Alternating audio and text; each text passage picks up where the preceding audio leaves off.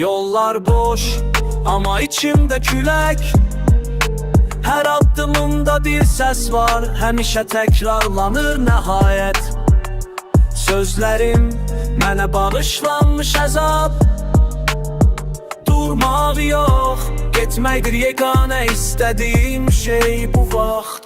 İrəli bax, dayanmaq yoxdur. Bu yollar məni sınağa çəkir hər an. Səslər içində susuram bəzən, amma ruhum yenə də sönmür dayan.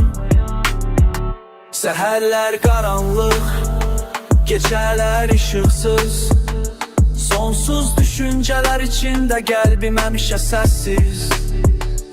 Düşünürəm, amma cavablar yox.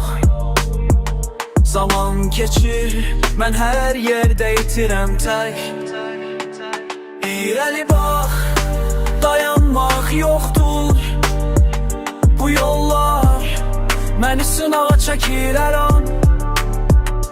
Səslər içində susuram bəzən, amma ruhum yenə də sönmür dayan.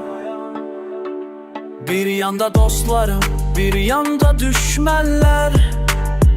Bütün həyatım bir labirint, addımlarım hərəkətsiz. Sözlərim kəsilir, amma dinləyənlər var. Əks-səda verir, amma mənim içimdə hər şey qarışır.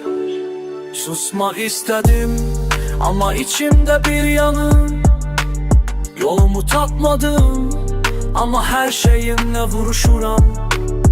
Hətta əzabda mənə bələd olub, etməliyəm davam. Hər addımda daha da böyüyəm boyumda. İrəli bax, dayanmaq yoxdur. Bu yollar məni sınağa çəkir hər an.